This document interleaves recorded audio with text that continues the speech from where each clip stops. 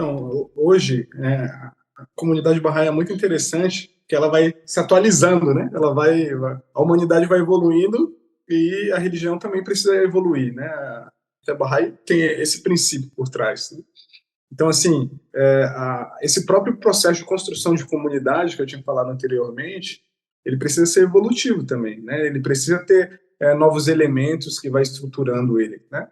Então, e um desses elementos é que as atividades barrais não é só para Bahá'í, né? Então todos podem participar. Então, assim, o nosso próprio discurso, né, a gente vai aprendendo a partir que a gente vai colocando na prática, ele vai sendo refinado, né? A gente vai vendo, poxa, isso aqui que eu falei não foi tão interessante, né? Eu acho que eu preciso melhorar isso aqui de outra forma, vai estudando também, e vai aprendendo outras coisas, e aí você consegue deixar como a Carol falou, né? É algo tranquilo, algo natural, como se estivesse conversando com amigos. Que a gente desenvolve a sensibilidade de saber, assim, o que a pessoa... como entrar naquela conversa, né? Então, o que poderia falar que ela gostaria de responder e que aí a gente conseguiria entrar nesse assunto, né? Mas para desenvolver isso não é assim também, né? A gente precisa a gente precisa ter nossa postura de aprendizagem também, né? Nosso processo de aprendizagem. A gente precisa estudar, né? A gente precisa colocar na prática, refletir sobre essa ação. E aí a gente está trabalhando com a comunidade Bahá'í ampliada, onde todo mundo que está participando das atividades estão em conversações, né? Faz parte dessa comunidade Bahá'í, né? Então, por exemplo, temos encontros de jovens, onde vem jovens em geral, da sociedade em geral. E eu acho que algo muito interessante, Padinha, que a gente tem aprendido é que para fazer esse trabalho, né, de uma construção de comunidade, todo mundo é importante, né? Todo mundo, a gente precisa descobrir o talento de todo mundo da comunidade, né? Então, por exemplo, você falou do barbeiro, né? Porque a gente precisa saber quem é o barbeiro, a gente precisa saber quem é a costureira, quem é o cara que toca, quem é o pedreiro, a gente precisa saber o talento de todo mundo, né? Porque numa comunidade as pessoas necessitam uma da outra, né? Pô, se cai meu muro aqui, né? Cai o muro da minha casa, eu preciso arrumar. Eu preciso saber quem faz isso, né? Então, nessas nossas conversas, a gente tenta descobrir os talentos das pessoas, porque às vezes, o que acontece?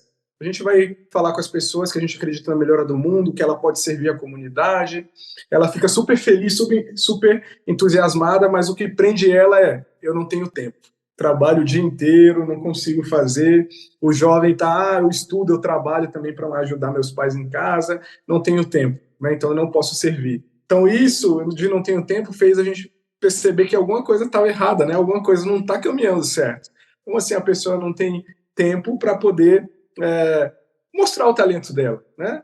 Então, assim, a partir do momento que a gente teve essa sacada, né, enquanto comunidade Bahá'í aqui de São Sebastião, que tem tentado se esforçar para fazer essas atividades, a gente começou a entender que o pouco tempo que eu tenho é muito, né? Poxa, se eu tenho 30 minutos aqui, né, só durante minha semana, né, eu consigo fazer alguma coisa nesses 30 minutos, né? Eu consigo, por exemplo, talvez fazer uma pipoca para servir no lanche das aulas de criança que acontece aqui na minha rua, né? Eu consigo fazer uma reunião devocional, né? Se eu tenho uma hora, poxa, eu consigo dar um pouco mais de intensidade, eu consigo fazer alguma coisa a mais, né? Eu consigo, por exemplo, se o muro da casa de atividades precisa pintar, né? E eu posso ir lá e pintar, né? Então, assim, tem várias formas da gente estar contribuindo para isso. Então, quando a gente começou a ter essa sacada de que todo mundo é importante, de que todo mundo pode contribuir com aquele talento que tem, a comunidade começou a crescer, né? Porque às vezes as pessoas olhavam assim e falavam, poxa, para eu servir eu tenho que ser igual a Carol, que, por exemplo, tem uma hora na semana para poder dedicar para essa atividade, ou que tem todas as noites, então eu não consigo, né? Então, quando a gente começou a deixar claro para as pessoas que, com pouco tempo que ela tem, ela pode estar servindo, inclusive no seu trabalho, independente do lugar, né? Ela pode estar servindo. Começaram a vir novas pessoas, começaram a mais pessoas quererem contribuir. Tem uma mensagem da Casa de Justiça de alguns anos atrás que ela dizia uma coisa tão significativa, tão importante, que ela dizia que poucos não podem fazer tudo e nem todos a mesma coisa. Sim. Se a gente analisar, uma grandíssima verdade, né? Não dá para poucas pessoas, que é mais ou menos às vezes o que acontece em algumas comunidades, poucas pessoas carregam a comunidade nas costas. Isso não deveria. E outras situações é que muitos estão fazendo a mesma coisa e outras coisas estão deixando de ser realizadas. Então, acho que isso que você está falando, descobrir os talentos, priorizar o pouco tempo que eu tenho para realizar, mesmo que seja uma coisa aparentemente pequena, mas é tudo que eu posso dar. Então, é muita coisa.